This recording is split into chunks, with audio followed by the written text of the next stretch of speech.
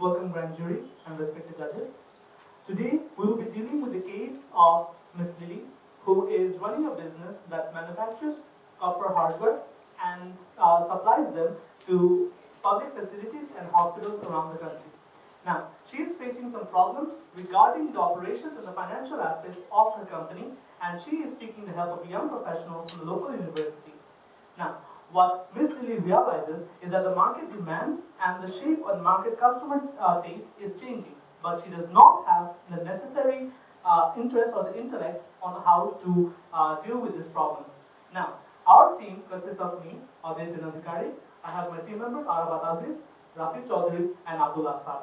Now, the first part is the financial analysis of the company at the current point of time. As you can see from the profit and loss statement, we have a very high sales revenue of over 2.6 million. However, that is only generating a very negligible amount of net income. The main problem for me lies in the purchasing, subcontracting, and the salaries. Now, while I understand that people have to be paid off, this huge portion of the salaries is still a big concern for me. Moving on to the balance sheet, as you can see, the big portion of the assets of the company is tied up in the cash, inventory, and the current assets.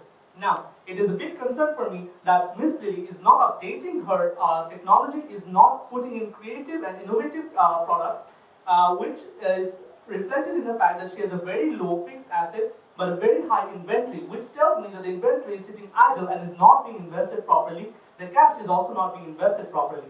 The liability is another concern where a huge amount of the liability, with over 50%, is the current liabilities, which is the bank loan. Now, if she by any chance fall default, so she will be exposed to a huge amount of bank risk and risk of being seized. The last financial statement for me is the cash flow statement. Now, as you can see, we have only highlighted the first 2 quarters of the cash flow statement. As you can see from the very first cash inflow, the customer payment has decreased significantly. This tells me that Miss Lily is not indeed being able to cope with the changing market demands. So the customers are becoming less and less interested in the products that she has to sell. So that is reflected in the very last column, as the last row. As you can see, the net cash flow is going from a positive segment to a negative segment immediately in the very next quarter. Now, we can have some common findings from these, knowing that there are no proper push or pull operations. The cash is not being invested properly, the inventory is idle, the customers are not getting the inventory properly.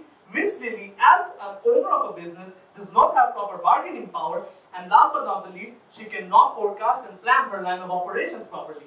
Now, moving on to the analysis of the operations, my teammate Arafat Aziz will be taking over.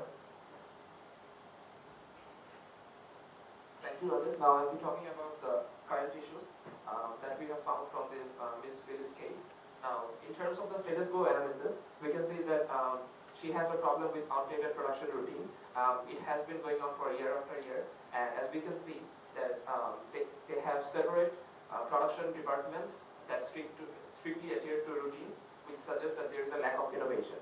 Now, moving on to the next point, we can see that there's also lack of responsiveness and also planning.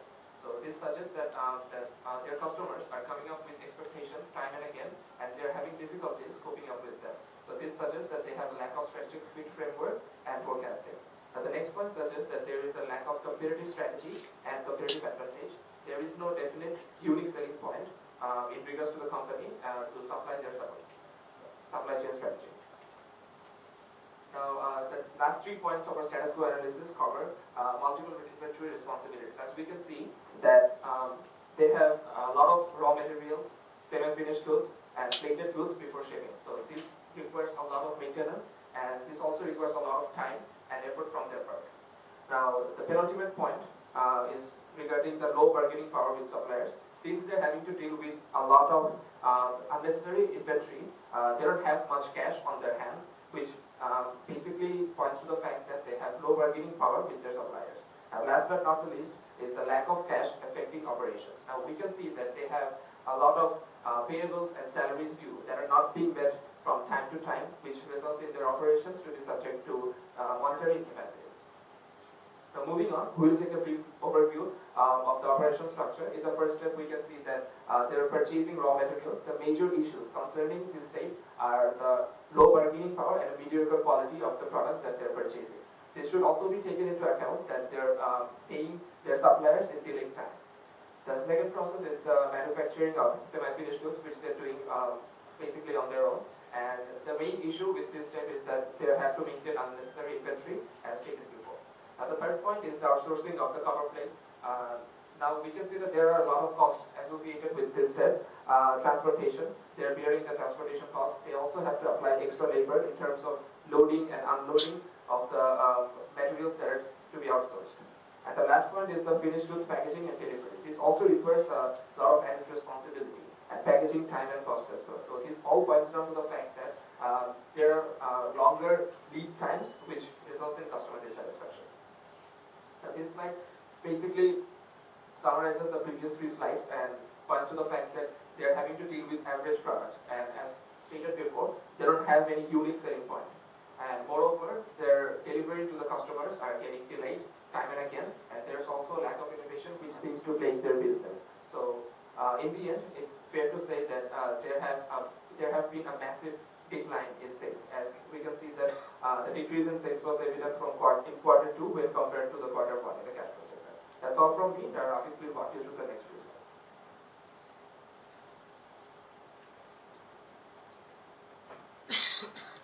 Moving on to the recommendations.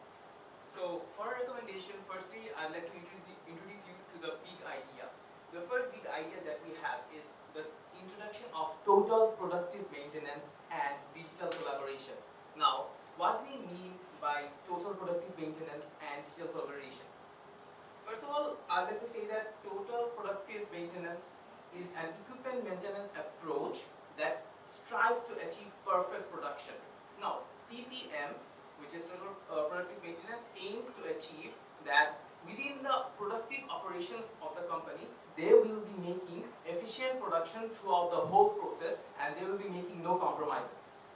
Moving on, this TPM is based on 5 significant foundations, or otherwise known as the 5S. First one is SOAR, which eliminates any redundant elements within the production or the management.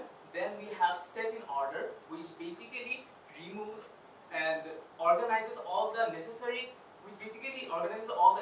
elements within the production and the management. Then we have Shine, which is interesting because this includes using both clean and hygienic operations facility and also using a transparent management.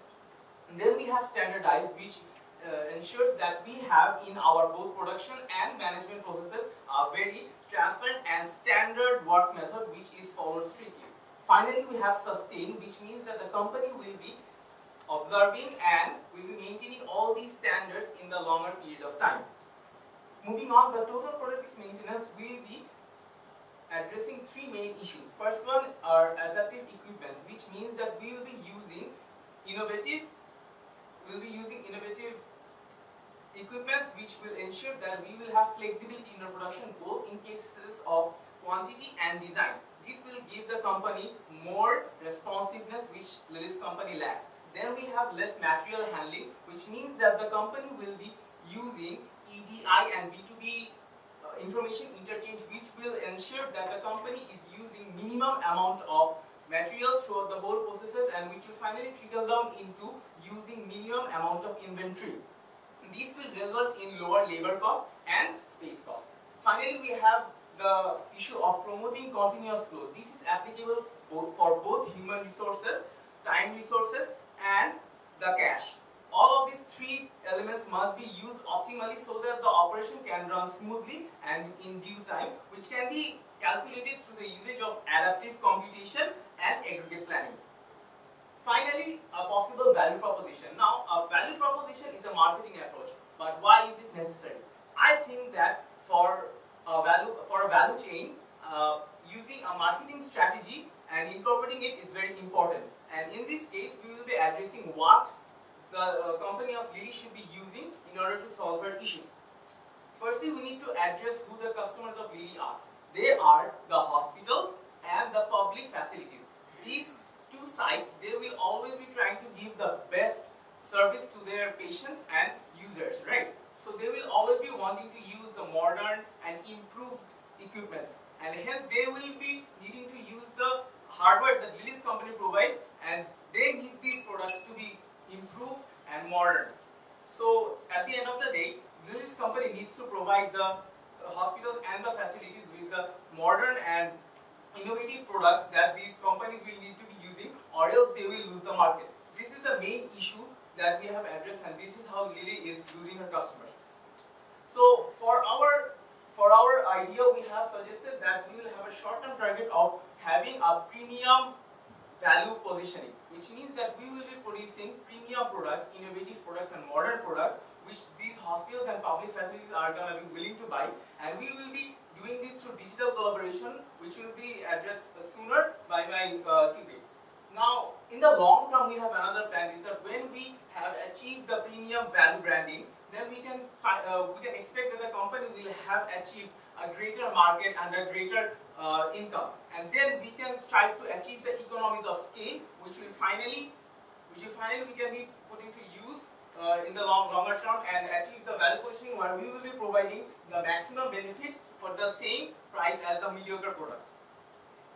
Moving on with the digital collaboration, Asad will be explained. The digital collaboration will consist of two parts: adaptive computing and EDI integration. For adaptive computing, we need all the elements in our supply chain to collaborate and form a network through which information can flow. We will use this information to create an adaptive workflow that will maximize productivity. For this, we will need new methodologies, languages, and tools that will support agent collaboration. We also need open demand resource networks so that we can better understand the demand and supply of the market. Through EDI generation, we want to make everything digital. We will have digital purchase orders, catalogs, specifications, and all those. What this will do is this will reduce bulk paperwork usage, and this will also make the information more accessible, which will increase efficiency and can ensure fast and efficient order fulfillment. Now, how do these two elements fit in our supply chain? Adaptive computing and EDI will feed information to the departments of the company like finance, accounting, IT, and HR. And this will also provide information to the other components like materials resource planning, enterprise resource planning, and so on. This will help bolster our supply chain and ensure productivity. To address the production and shipping issue, we have two recommendations: A, to implement Internet of Things, and Industry 4.0.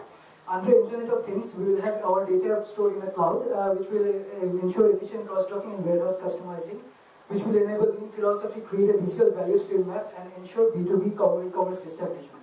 Industry 4.0 can enable automated production sectors, centralized information, and everything. Our objectives of the recommendations are to increase information interchange across the whole supply chain, to enable effective enterprise performance, to ensure customer service, get leverage on the suppliers through supply risk management, and plan demands. We overall want to reduce uncertainty and cash-to-cash cycle time. Thank you, Asad. Now, I will be wrapping this up with an evaluation. First of all, we'll look at the market average in terms of miscellaneous manufacturing industry. As we can see, the prime concern lies within the net profit margin, the operating margin, and the debt-to-equity ratio. The debt-to-equity ratio is a very high indicator, which tells us that we have an expansive debt in respect to the only 207,000 of shareholders' equity. The operating margin might be half, and it can be reached with the market average within the next year or so. But the long-term goals of the company should be to reach up to the debt-to-equity ratio, the interest coverage, and the EBITDA margin. Now, if I were to wrap this up and say, we have a product or service that needs to be innovative, that needs to create more market demand, it needs to capture more market. We need to have proper, competent staff that can be and properly utilized, managed in an ethical manner with the proper procedures to make sure that we reach our targets. And finally, we have to make our shareholders happy, we have to make our company happy, and we have to make sure that we reach the very top. That is all we have for Ms. Lily today. Thank you very much for listening.